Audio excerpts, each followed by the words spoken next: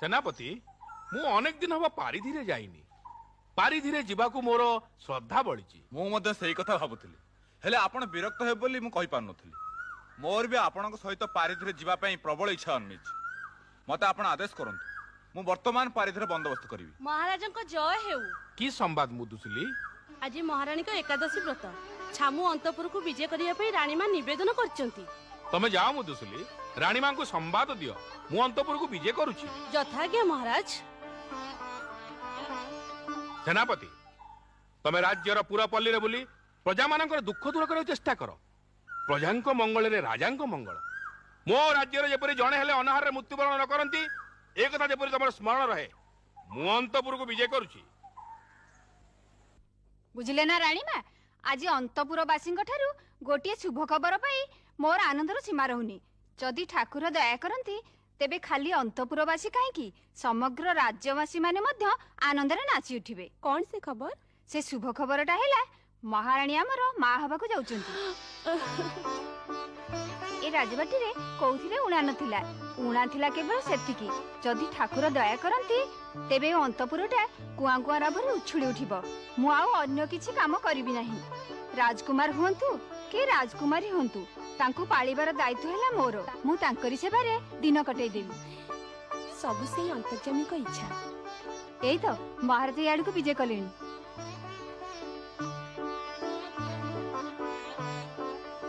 मते डकेबार उद्देश्य कोन जानि पारे की?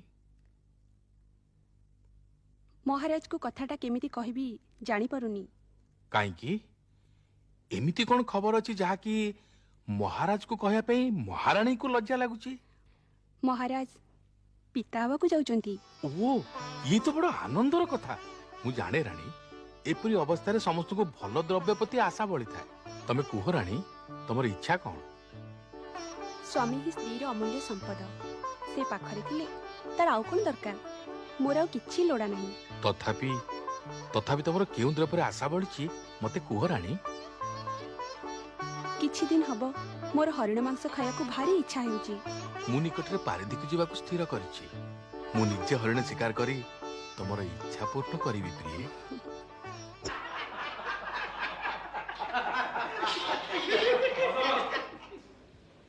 मणिमांकर जय हो। की संवाद दूत? मुर्शिदाबाद नवाबंक दूत छामुक दर्शन मिलासी। मुर्शिदाबाद नवाबंक दूत आसीबारे उद्देश्य कोन थाई पारे? जाओ ताको ससम्मान राज दरबार को नहीं आसो। यथाज्ञा मणिमा।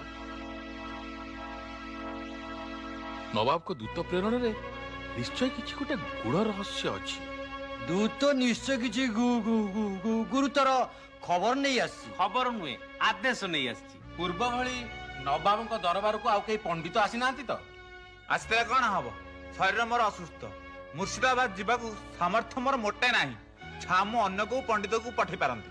मोर पत्नीकर भग्निपतिंकर श्यालकर ज्येष्ठ पुत्रर विवाह मोर उपस्थिति एकांत आवश्यक तेणु महाराज अन्य कौन पंडित को पठै पारंती। मो स्त्री शरीर असुस्थ आज्ञा तांको एकुटिया छाड़ी एते दूर जीवाटा मो पक्षरे आदौ संभव नुहे। मु जदि तांको एकुटिया छाड़ी चली जाए तांको पथि जगेबो किए तांको सेवा शुश्रूषा करिबो किए? छामु आपण अन्य पंडित पठै पारंती। आए नई न देखि इमति लंगड़ावाटा कौन दरकार? दूत की उद्देश्य आसीची खबर कि सुसमाचार एक कथा न जानी इमिति गोटा गोटा असुविधा दर्शाइबा कौन दरकार अछि? तमर कौनसी असुविधा नाही बोली सिना तमे सिना एक कथा कहिलो पंडित महाशय हेले आम भलिया असुविधा रे पड़िथिले तमे आदौ राज दरबार को आसंत नहीं। हां तमे ठीक कहिचो पंडित। एई राज दरबार को आसीबा तो दूरर कथा घरु पदा को आसंत नहीं परा। हे पंडित महाशय केबे सिना एभली समस्यार सम्मुखीन हेतिले से जानी थांते से तो कौ कौ कहि पकाइले बेला आसु बळे बुझी जिवे।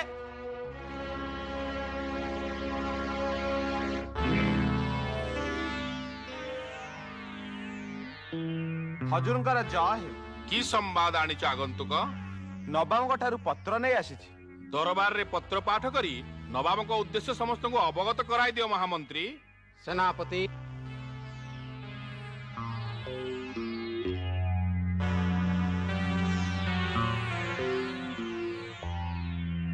श्री श्री राजाधिराज कृष्णदेवराय महोदय आंब लेखिबा कारण एकी आपणक हिंदू शास्त्र रे जेपरि महाभारत अछि ସେହିପରି ମୋ ନାମରେ ଏକ ମହାଭାରତ ଲେଖି ଶୀଘ୍ର ମୋ ନିକଟକୁ ପଠାଅ। ତା ନହେଲେ ତୁମକୁ ରାଜସିଂହାସନରୁ ବିତାଡ଼ିତ କରାଯିବ। ଇତି ନବାବ ମୁର୍ଶିଦାବାଦ। ନବାବଙ୍କ ନାମରେ ମହାଭାରତ। ଇଏ ପୁଣି କି ବିଷମ ସମସ୍ୟା ଉପସ୍ଥିତ। ତମେ ମୁର୍ଶିଦାବାଦ ଫେରି ଯାଇ ନବାବକୁ ସମ୍ବାଦ ଦିଅ। ମୁଁ ତାଙ୍କର ଅଭିଳାଷ ପୂରଣ ପାଇଁ ଆପ୍ରାଣ ଉଦ୍ୟମ କରୁଛି। ଯଥା ଆଜ୍ଞା ହଜୁର।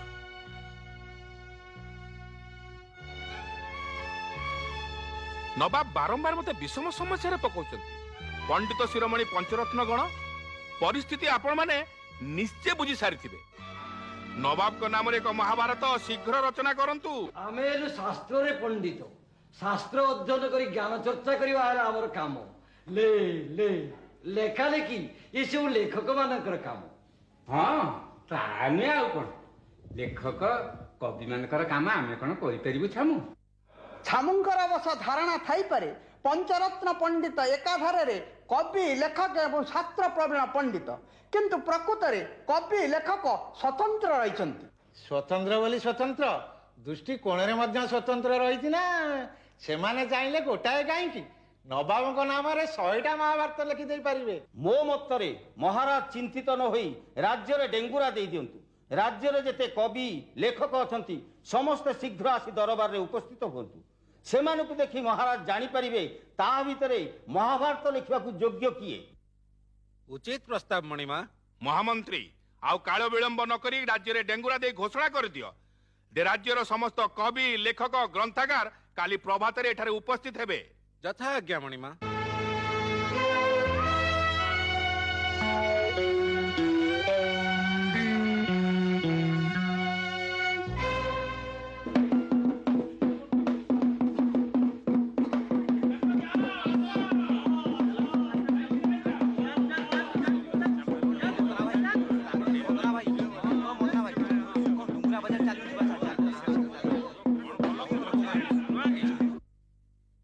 ଶୁଣ ଶୁଣ ଶୁଣ ସମସ୍ତ କବି ଲେଖକ ଗାଳ୍ପିକ ପୁରାଣକାର ମାନେ ଆସନ୍ତାକାଲି ସୁପ୍ରଭାତରେ ରାଜ ଦରବାରରେ ଉପସ୍ଥିତ ହେବେ। ଏହା ରାଜାଙ୍କ ହୁକୁମ।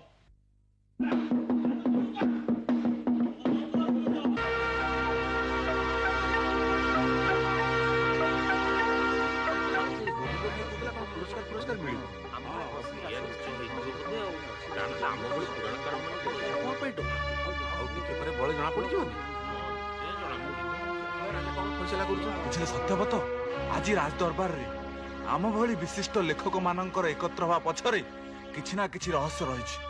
କିନ୍ତୁ ମୋର ଅନୁମାନ ଆମ ଭଳିଆ ବିଶିଷ୍ଟ ଲେଖକମାନେ ଏଇ ରାଜ୍ୟରେ ଥିବା ଯୋଗୁଁ ଏ ରାଜ୍ୟର ଟେକ ପଡୁଛି। ଆଉ ସେଇଥିପାଇଁ ରାଜା ଖୁସି ହେଇ ଆମମାନଙ୍କୁ ପୁରସ୍କାର ଦେବା ପାଇଁ ଏଇ ରାଜଦରବାରକୁ ନିମନ୍ତ୍ରଣ କରିଛନ୍ତି। ବୁଝିଲ ଯୋଗେଶ୍ୱର, ରାଜା ମାନଙ୍କୁ ପୁରସ୍କାର ଦେବା ପାଇଁ ଡକେଇଛନ୍ତି। ଏ ତ ଅତି ଆନନ୍ଦର କଥା, ଅତି ଆନନ୍ଦର କଥା। ରାଜାଙ୍କ ମନରେ ଏଭଳି ଚିନ୍ତା ଆସୁଥାଉ, ଆମକୁ ପୁରସ୍କାର ମିଳୁଥାଉ। ସମସ୍ତେ ବର୍ତ୍ତମାନ ମନ ଧ୍ୟାନ ଦେଇ ଶୁଣ। ଆପଣ ମାନଙ୍କୁ ଆଜି ରାଜ ଦରବାରକୁ ଡକେଇବାର ଉଦ୍ଦେଶ୍ୟ ମହାମନ୍ତ୍ରୀ ବର୍ତ୍ତମାନ ଆପଣ ମାନଙ୍କୁ ଜଣାଇବେ। ମୁର୍ଶିଦାବାଦ ନବାବଙ୍କ ଠାରୁ ଆମ୍ବ ମହାରାଜାଙ୍କ ପାଖକୁ ଏକ ସମ୍ବାଦ ଆସିଛି ଯେ ଆମ୍ବ ହିନ୍ଦୁ ଧର୍ମରେ ଯେପରି ଏକ ମହାଭାରତ ଅଛି, ଠିକ୍ ସେହିପରି ଏକ ମହାଭାରତ ନବାବଙ୍କ ନାମରେ ରଚନା କରିବାକୁ ପଡ଼ିବ। ଆପଣମାନଙ୍କ ଭିତରୁ ଯିଏ ଏହି କାର୍ଯ୍ୟ କରିପାରିବ ତାକୁ ନବାବଙ୍କ ତରଫରୁ 100 ସ୍ୱର୍ଣ୍ଣ ମୁଦ୍ରା ପୁରସ୍କାର ଦିଆଯିବ। ଏତଦ୍ ବ୍ୟତୀତ ଆମ୍ବ ମହାରାଜା ମଧ୍ୟ ତାଙ୍କୁ 100 ସ୍ୱର୍ଣ୍ଣ ମୁଦ୍ରା ପୁରସ୍କାର ଦେବେ। ମହାଭାରତ ହଉ, ଏଭଳି ଆଶ୍ଚର୍ଯ୍ୟ କଥା ମୁଁ କାନ ଉଠିଲା ଦିନଠୁ ଶୁଣୁନଥିଲି। ଇଏ ବୁଝିଲେ ଆଜ୍ଞା, ଯଦି ଅନ୍ୟ ନାଁରେ ମହାଭାରତ ଲେଖା ହୁଅନ୍ତା ନା, ତାହେଲେ ସର୍ବପ୍ରଥମେ ମୁଁ ନିଜ ନାଁରେ ମହାଭାରତ ଲେଖିଥାନ୍ତି। ଇଏ ମତେ ଲାଗୁଛି ନବାବଙ୍କ ବୋଧ ହୁଏ ମତିଭ୍ରମ ଘଟିଛି। ହଁ, ତା ନୁହଁ ତ କଣ? ଏଭଳି ମହାଭାରତ ଜୀବନରେ କିଏ ଲେଖିପାରିବ ଏକଥା ଜମାରୁ ବିଶ୍ୱାସ ହଉନି। ଜୀବନରେ ବହୁତ ପୁରାଣ ମୁଁ ଅଧ୍ୟୟନ କରିଛି, କିନ୍ତୁ ନବାବୀ ମହାଭାରତ ଯେ କିଭଳି ଲେଖା ହବ ମୁଁ ତ ଆଦୌ ବୁଝିପାରୁନାହିଁ। ଆପଣମାନେ ସବୁ ନୀରବ ରହିଲେ ଯେ, କଣ ଆପଣମାନଙ୍କ ମଧ୍ୟରୁ କେହି ନବାବଙ୍କ ନାମରେ ମହାଭାରତ ଲେଖିପାରିବେନି? ଆଜ୍ଞା, ଏମାନଙ୍କ ମଧ୍ୟରୁ କେହି ଏ କାର୍ଯ୍ୟ ସମ୍ପାଦନ କରିପାରିବେ ନାହିଁ। ନାଇଁ ଆଜ୍ଞା, ଏମାନଙ୍କ ହାବଭାବରୁ ଜଣା ପଡୁନି ଏମାନେ ନବାବୀ ମହାଭାରତ ଲେଖିପାରିବେ। ଯୋଉଠି ଆମ ଭଳିଆ ପଞ୍ଚରତ୍ନ ପଣ୍ଡିତଙ୍କ ବୁଦ୍ଧି କାମ କଲାନି ସେଠି ଯେ ଛାର ଲେଖକଙ୍କ ଦ୍ୱାରା ଏ କାମ ହେଇପାରିବନି ଏ କଥା ମତେ ଆଗରୁ ଜଣା। ନବାବଙ୍କର ତ ମତି ଭ୍ରମ ଘଟିଛି। ଆମ ରାଜା ମଧ୍ୟ ତାଙ୍କ କଥାରେ ସମୟ ନଷ୍ଟ କରୁଛନ୍ତି। ମହାମନ୍ତ୍ରୀ ଇଏ ତ ବଡ ଚିନ୍ତାର ବିଷୟ ହେଲା। ନବାବଙ୍କ ନାମରେ ଯଦି ମହାଭାରତ ଲେଖା ନ ଯାଏ ତାହେଲେ ତ ବଡ ଅସୁବିଧା ହବ। ନବାବଙ୍କ କ୍ରୋଧ ବଢିଲେ କଣ ଯେ ଘଟିବ ତାହା ତମେ ଅନୁମାନ କରିପାରୁଛ?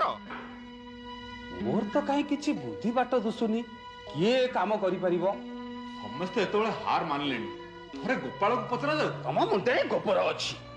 ଆରେ କିଏ କୋଉ କାମ କରିପାରିବ ତମେ ଆଜି ଯାଏ ଜାଣିପାରିଲନି? ଯୋଉଠି ଏତେ ବଡ ବଡ ପଣ୍ଡିତ ପ୍ରବର ମାନେ ପଛ ଘୁଞ୍ଚା ଦେଲେଣି ସେଠି ସେ ଛାର ଗୋପାଳଟା କଣ କରିବ? ହାଁ ମହାମନ୍ତ୍ରୀ ଗୋପାଳକୁ ଥରେ ପଚାରିଲେ କ୍ଷତି କଣ? ସେ ତ ପୁଣି ନବାବଙ୍କ ଦରବାରରେ ପୁରାଣ ଚର୍ଚ୍ଚାରେ ମହାପଣ୍ଡିତଙ୍କୁ ହରାଇଥିଲା। ସେନାପତି ତମେ ଗୋପାଳକୁ ଖବର ଦିଅ। ଏଇ ତ ଗୋପାଳ ଆସିଲାଣି। ଦରବାରରେ ଆଜି ପଣ୍ଡିତ ଲେଖକ କବି ମାନଙ୍କର ଅପୂର୍ବ ସମାବେଶ। କଣ କବି ସମ୍ମିଳନୀ ହବ ନା କଣ? ଯାହା ହଉ ଏତେ ଦିନ ପରେ ଗୋଟେ କବିତା ଚର୍ଚ୍ଚାର ସୁଯୋଗ ମିଳିବ। ମଣିମାଙ୍କର ଜୟ ହେଉ। ବର୍ତ୍ତମାନ ତୁମରି କଥା ଆଲୋଚନା ହେଉଥିଲା ଗୋପାଳ। ଏ ରାଜ ଦରବାରରେ ଆଜି ଏତେ ବଡ ବଡ ବିଦ୍ୱାନଙ୍କ ସମାବେଶ, ତା ଭିତରେ ପୁଣି ମୋ ବିଷୟରେ ଆଲୋଚନା। ଆଶ୍ଚର୍ଯ୍ୟ। ମୁର୍ଶିଦାବାଦର ନବାବଙ୍କ ନିକଟରୁ ଖବର ଆସିଛି ଯେ ତାଙ୍କ ନାମରେ ଏକ ମହାଭାରତ ଲେଖି ତାଙ୍କ ନିକଟକୁ ପଠାଇବାକୁ ପଡିବ। ରାଜ୍ୟର ସମସ୍ତ ପଣ୍ଡିତ ଏବଂ ବିଦ୍ୱାନ ମାନେ ଏହା ଲେଖିବାକୁ ଅସମର୍ଥ। ତେଣୁ ତୁମେ ହଉଛ ଆମର ଶେଷ ଭରସା। ତୁମେ କିଛି ଉପାୟ କର ଗୋପାଳ। ତୁମେ ହିଁ କେବଳ ଏ ସମସ୍ୟାର ସମାଧାନ କରିପାରିବ। ଏ ମହାଭାରତ ଲେଖା ହେଇ ନ ପାରିଲେ ନବାବ କ୍ରୋଧାନ୍ୱିତ ହୋଇ ଦଣ୍ଡ ବିଧାନ କରିବେ ବୋଲି ମଧ୍ୟ ଖବର ପଠାଇଛନ୍ତି। ଏ ରାଜ୍ୟରେ ଏତେ ଜ୍ଞାନୀ ଏତେ ଗୁଣୀ ଲୋକ ଥାଉ ଥାଉ ଛାମୁଙ୍କ ମଥାରୁ ଏ ସାମାନ୍ୟ ବୋଝଟା ଓହ୍ଲେଇ ପାରିଲେ ନାହିଁ। ହଉ ଠିକ ଅଛି ଛାମୁ, ଆପଣ ଆଦୌ ଚିନ୍ତା କରନ୍ତୁ ନାହିଁ କି ଭୟଭୀତ ବି ହୁଅନ୍ତୁ ନାହିଁ। ଏ ହୀନ ଗୋପାଳ ଆପଣଙ୍କର ବଞ୍ଚିଛି କୋଉଥିପାଇଁ? ତମେ ତାହେଲେ ଏ ମହାଭାରତ ଲେଖିପାରିବ ଗୋପାଳ? ଆପଣ ଜମାରୁ ବ୍ୟସ୍ତ ହୁଅନ୍ତୁ ନାହିଁ ମଣିମା। ତାହେଲେ ତମେ ଲେଖିପାରିବ? ନ ଲେଖିବାକୁ ବାଟ ଅଛି ଛାମୁ। ଆପଣ ବଞ୍ଚିଥିଲେ ସିନା ମୁଁ ବଞ୍ଚିବି। ତାହେଲେ କେବେଠାରୁ ଲେଖାର ଶୁଭାରମ୍ଭ କରିବ? କେମିତି କହିବେ ଆଜ୍ଞା, ବିନା ଅର୍ଥରେ କଣ କୌଣସି କାର୍ଯ୍ୟରେ ମନ ଲାଗୁଛି? ମୁଁ ଦୟାକରି ନବାବଙ୍କ ଠାରୁ କିଛି ମୁଦ୍ରା ଅଗ୍ରିମ ମଗାଇ ପଠାନ୍ତୁ, ତାପରେ ନବାବୀ ମହାଭାରତ ଲେଖା ଆରମ୍ଭ କରିବି। ମହାମନ୍ତ୍ରୀ ନବାବଙ୍କ ପାଖକୁ ଖବର ପଠେଇ ଗୋପାଳ ପାଇଁ କିଛି ଅର୍ଥ ଅଗ୍ରିମ ଆଗରେ ଆଣିବାକୁ ବନ୍ଦୋବସ୍ତ କରନ୍ତୁ। ଯଥାଜ୍ଞା ମଣିମା। ଗୋପାଳଟା ବୋଧେ ପାଗଳ ହେଇଗଲାଣି। ଆରେ ତମେ ଥୟ ଧର, କୁଆଡିକା ପାଣି କୁଆଡକୁ ଯାଉଛି ପଳେ ଜଣା ପଡିଯିବନି।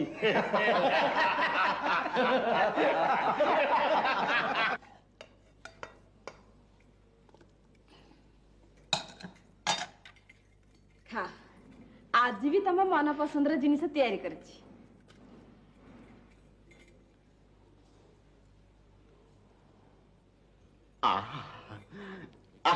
ଭାରି ବଢିଆ ହେଇଛି। ଏମିତି ଗୋଟେ ସବୁଦିନ ହଅନ୍ତାନି। ମଲା 10 ଦିନ ହେଲାଣି ତ ତମେ ଏମିତି ଭଲ ଜିନିଷ ଖାଉଛ, ହେଲେ ତାଙ୍କ ମହାଭାରତ ଲେଖା ତ ଆରମ୍ଭ କଲନି।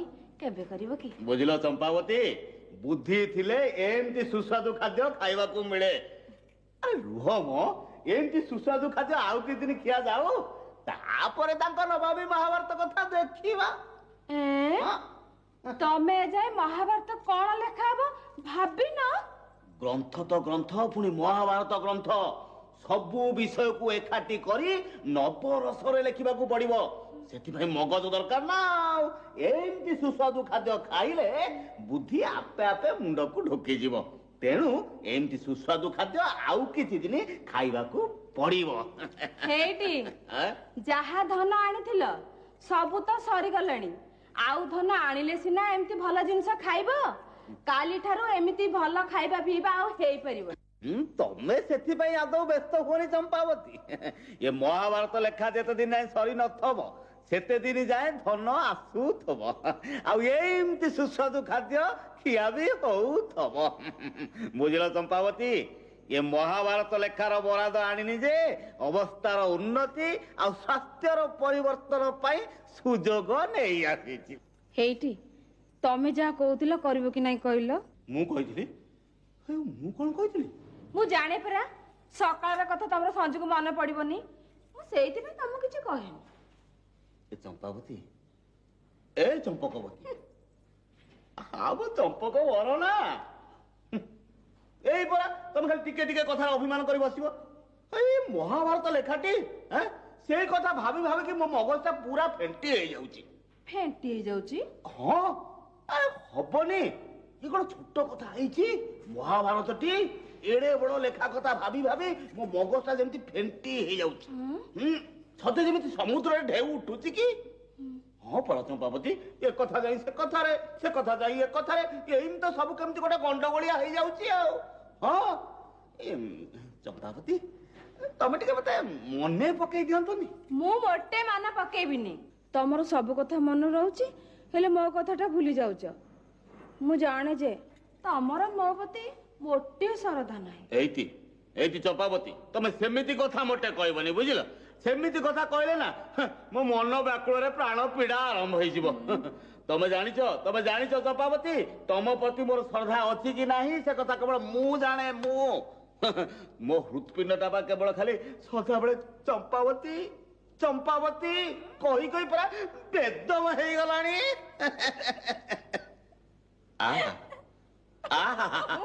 ହେଇଗଲା ହେଇଗଲା, ଏତେ କଥା ମୁଁ ଚାହୁଁଥିଲି। ହସ ତ ନୁହଁ ସିଏ, ସତେ କିବା ମୁକ୍ତା ଝରି ପଡୁଛି। ବୁଝିଲ ବୁଝିଲ ଚମ୍ପାବତୀ, କାଲି ମୁଁ ରାଜ ଦରବାରକୁ ଯିବି, ଯାଇକି ଧନ ଆଣିବି, ଆଉ ଧନ ଆଣିକି ଏମିତି ପୁଷ୍ଟିସାର ଖାଦ୍ୟ ଖିଆ ହବ, ଆଉ ତା ସାଙ୍ଗରେ ତମର ଶାଢୀ ଗହଣା ବି କିଣା ହବ। ମନେ ଅଛି ତାହେଲେ? କି କଥା ଇଏ ତମ କଥା ମୋର ମନେ ରହିବନି, ଆଉ କାହା କଥା ମନେ ରହିବ? ଏ ଖାଲି ଯାହା ମଗଜଟା ଗୋଟେ ଫେଣ୍ଟା ଫେଣ୍ଟି ହେଇକି ଗୋଳମାଳିଆ ହେଇଯାଉଛି ନା, ଆଉ ଫେଣ୍ଟି ହବନି ତ। ସେ କଥା ମୁଁ କେମିତି କହିବି ଚମ୍ପାବତୀ? ଏ ମହାଭାରତ ଲେଖା ସରିବା ଯାଇ ଏମିତି ଫେଣ୍ଟା ଫେଣ୍ଟି ହଉଥିବ, ହେଲେ ସେଥିରୁ ମୁଁ ଅର୍କଟା କାଢି ଆଣିବି ନା। ଅର୍କ? ହଁ ପରା। ମହାମନ୍ତ୍ରୀ, ନବାବୀ ମହାଭାରତ ରାଜ ଦରବାରରେ ଉପସ୍ଥାପିତ କରିବା ପାଇଁ ଗୋପାଳକୁ ଖବର ଦିଆଯାଇଛି ତ? ସେନାପତି, ଗୋପାଳକୁ ଖବର ଦିଆଯାଇଛି। ମୁଖ୍ୟ ନଗରପାଳ, ଗୋପାଳକୁ ଖବର ଦିଆଯାଇଛି। ନଗରପାଳ, ଗୋପାଳକୁ ଖବର ଦିଆଯାଇଛି?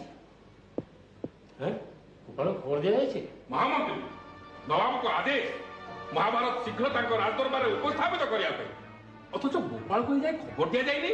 ଖବର ଦିଆଯାଇଛି ଛାମୁ। କଣ କହିଲେ ସେ? ସେନାପତି, କଣ କହିଲେ ସେ? ମୁଖ୍ୟ ନଗରପାଳ, କଣ କହିଲେ ସେ? ନଗରପାଳ, କଣ କହିଲେ ସେ? କଣ କହିଲେ ସେ? କଣ କେହି ଜଣେ ହେଲେ ଗୋପାଳକୁ ସମ୍ବାଦ ଦେଇନାହାନ୍ତି, ଅଥଚ ତମମାନଙ୍କ ଉପରେ ବିଶ୍ୱାସ କରି ମୁଁ ନିଶ୍ଚିନ୍ତରେ ରହିଛି। ମୁଁ ଏ ସମ୍ବାଦ ଦେବାକୁ ସେନାପତିଙ୍କୁ କହିଥିଲି ଛାମୁ। ମୁଁ ମୁଖ୍ୟ ନଗରପାଳଙ୍କୁ ଏ ସମ୍ବାଦ ଦେଇଦେବାକୁ କହିଥିଲି ଛାମୁ। ଏଇ ଦାୟିତ୍ୱ ମୁଁ ନଗରପାଳଙ୍କୁ ଦେଇଥିଲି। କାହିଁକି ଦରବାରରେ ମିଛ କଥା କହି ଛାମୁକୁ ଠକୁଛ? ମୁଁ ଏ ସମ୍ବାଦ ଗୋପାଳଙ୍କୁ ଦେଇଛି, ସେ ଆସି ଛାମୁକୁ ସାକ୍ଷାତ କରିବେ। ସମସ୍ତେ ମିଥ୍ୟାବାଦୀ, ଶଠ, ପ୍ରତାରକ। ମୁଁ ସମସ୍ତଙ୍କୁ କଠୋର ଦଣ୍ଡରେ ଦଣ୍ଡିତ କରିବି। ନବାବଙ୍କ ଆଦେଶ ଜାଣି ସୁଦ୍ଧା ସମସ୍ତେ ନୀରବ ରହିଯାଇଛନ୍ତି। ତମମାନଙ୍କ ଉପରେ ବିଶ୍ୱାସ ରଖି ମୁଁ ନବାବଙ୍କ ଦରବାରରେ ଅପମାନିତ ହେବି? ଛାମୁ ଗୋପାଳ କଥାକୁ ବିଶ୍ୱାସ କରି ଏତେ ବଡ ଗୁରୁ ଦାୟିତ୍ୱ ଦେବା ଠିକ ହେଲା। ଛାମୁଙ୍କର ଭାବିବା ଉଚିତ ଥିଲା ଯେ ଗୋପାଳର ବୁଦ୍ଧି ବିଦ୍ୟା କେତେ, ସେ ଯେ ଏତେ ବଡ ଗ୍ରନ୍ଥ ରଚନା କରିପାରିବ ସେ କଥା ଛାମୁ ବିଶ୍ୱାସ କଲେ କେମିତି? ମୂର୍ଖ ଯଦି ଗ୍ରନ୍ଥ ରଚନା କରିବ, ତେବେ ଗ୍ରନ୍ଥାକାର ମାନେ କଣ କରିବେ? ଯୋଉ ଗ୍ରନ୍ଥ ରଚନା କରିବା ପାଇଁ କବି ଲେଖକ ସମର୍ଥ ହୋଇପାରିଲେ ନାହିଁ, ତାକୁ ପୁଣି ଲେଖିବେ ମୂର୍ଖ ଗୋପାଳ। ଛାମୁ ଗୋପାଳ ଉପରେ ଏତେ ବଡ ଦାୟିତ୍ୱ ଦେଇ ନିଜର ସର୍ବନାଶକୁ ନିମନ୍ତ୍ରଣ କଲେ। ମୋର କିନ୍ତୁ ବିଶ୍ୱାସ ଅଛି ଗୋପାଳ ତାହା ନିଶ୍ଚୟ କରିପାରିବ। ଏହା ପୂର୍ବରୁ ପଣ୍ଡିତ ମାନେ ଯାହା କରିପାରି ନାହାନ୍ତି, ଗୋପାଳ ତାହା କରିପାରିଛି। ମହାରାଜାଙ୍କର ଅଟଳ ବିଶ୍ୱାସ ଉପରେ ଆମର ମତାମତ ଦେବା ଆଦୌ ଉଚିତ ନୁହେଁ। ମୋର କିନ୍ତୁ ଆଦୌ ବିଶ୍ୱାସ ହଉନି ଛାମୁ। ମୂର୍ଖ ପୁଣି ମହାଭାରତ ବହି ଗ୍ରନ୍ଥ ରଚନା କରିବ, ଅସମ୍ଭବ। ମୁଁ ସ୍ୱପ୍ନରେ ସୁଦ୍ଧା ବିଶ୍ୱାସ କରିବି ନାହିଁ। ଯାହା ବିଶ୍ୱାସ ଯୋଗ୍ୟ ନୁହେଁ ତାକୁ ବିଶ୍ୱାସ କରାଯିବ କିପରି?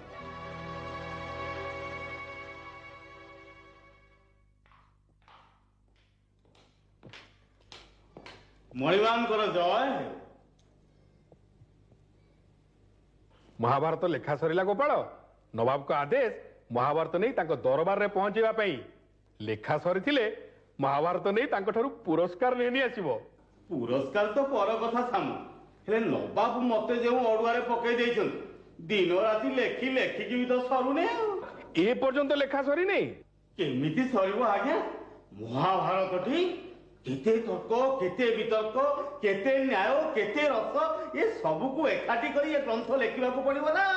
गोटे किसी छाड़ी गले महाभारत भाया ग्रंथ असंपूर्ण रही नवाब सीना ये ग्रंथ शुणा असंभाल हेले सबू रस को टालफुल कर शीघ्र ये ग्रंथ लिखी हेले तो आउ केते दिन लागिबो कही होने आज्ञा तेरे मु लेखा शीघ्र सारिबा को चेष्टा करिनी नहले लेखा केते आगे जातानी। कौन असुविधा है गोपाल?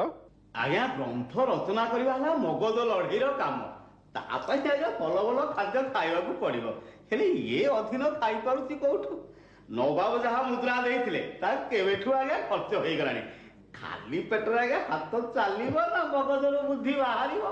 तमे सेति चिंता करनी गोपाल मु नवाब ठारू मुद्रा आनी तम पाकु पठेई देबी तमे जेई महाभारत लेखा लेखी कर। छामुकर दया मु आसुची मणिमा।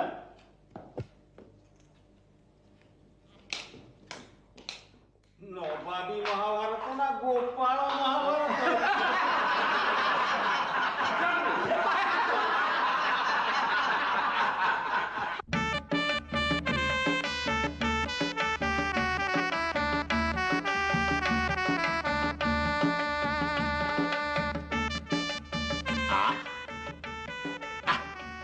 आज भी खाइबाटा भारी बढ़िया है जा को चंपावती तुम हाथ में जादू अच्छी तबे एते बढ़िया रोसई केमती होंता हेला जे एबे जाय त महाभारत लेखा हलानी कोन होबो जे एबे हां तुम काई व्यस्त हो तो कहलो मो बुद्धिर करामती देखिबो रुह संध्यारे राजा को लोक आसी कहि जाइछंती काली राजा को देखा करबा को जीवा काली सकाळे जीवा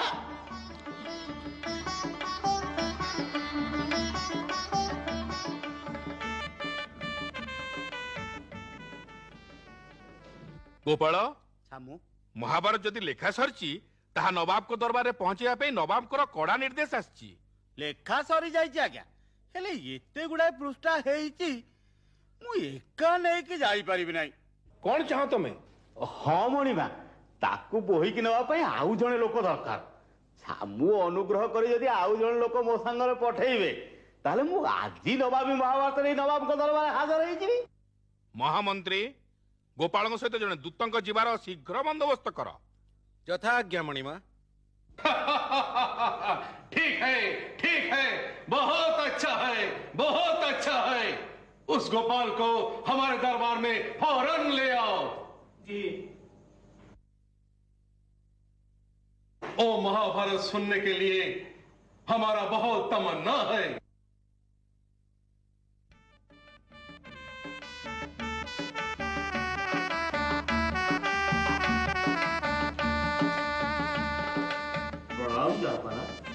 तुम्हारा नाम क्या है? आज्ञा मोना गोपाल। वाह बहुत अच्छा नाम है। उधर बैठ जाओ।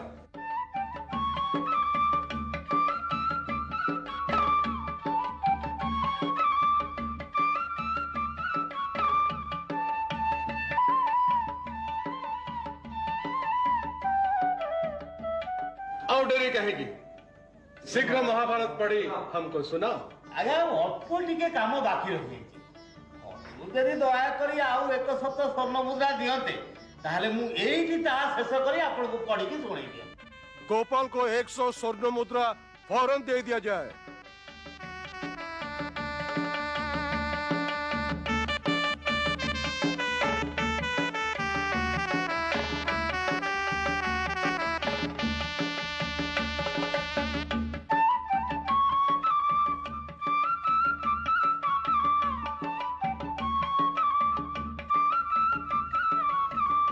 आज्ञा नवाबी महाभारत लेखा प्राय सरी जाइछि अल्प किछि जहा बाकी अछि कारण आपन को पचारि कि लेखिबार अछि आपण कहिदेले एई थारे यार लेखा संपूर्ण करि देबी आउ ए दरबार रे पढी मध्य सुनाई देबी। कौन पचारिबार अछि जल्दी पचार। आज्ञा आम महाभारतर नायिका हेले द्रौपदी आपणक महाभारतर नायिका किए? हमर बेगम।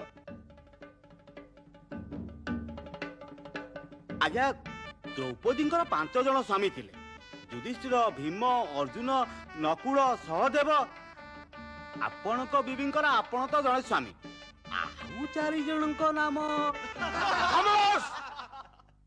ତମେ ତ ଥଟ୍ଟା କରୁଛ। ତମର ଏତେ ସାହସ ହେଲା କେମିତି? ହେଲେ ଆଜ୍ଞା ଏ ମହାଭାରତ ସମ୍ପୂର୍ଣ୍ଣ କରିବା ପାଇଁ ସେ 4 ଜଣ ସ୍ୱାମୀଙ୍କ ନାଁ ଜାଣିବା ନିହାତି ଦରକାର। बकवास बंद करो, निकल जाओ यहाँ से। ଆଜ୍ଞା ଏ ମହାଭାରତ ମୁଁ କଣ କରିବି? मोर से महाभारत जरूरत नहीं, फौरन यहाँ से दफा हो जाओ। କେତେ ପରିଶ୍ରମ କରି ଏ ମହାଭାରତ ଲେଖିଥିଲି, ଏସବୁ କଣ ବେକାର ହେଇଯିବ ଆଜ୍ଞା? नहीं जाओ बेकार। मोर और से महाभारत सुनने की जरूरत नहीं, उसको लेके नदी में फेंक दो। नहीं ଏତେ ପରିଶ୍ରମ କରି ଲେଖିଥିଲି ତ ମୋ ପାରିଶ୍ରମିକ। ତମେ ତମର ପାରିଶ୍ରମିକ नहीं, जल्दी एटू दफा हो जाओ।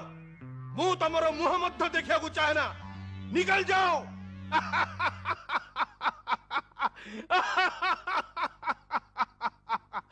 ମୁଁ ତୁମର ବୁଦ୍ଧିର ପ୍ରଶଂସା ନ କରି ରହିପାରୁନି ଗୋପାଳ। ସତରେ ତମ ବୁଦ୍ଧିର ସମକକ୍ଷ କେହି ହେଇପାରିବେ ନାହିଁ। ମୁଁ ତମ ବୁଦ୍ଧିରେ ଖୁସି ହେଇ ପୁରସ୍କାର ପ୍ରଦାନ କରୁଛି। ନିଅ।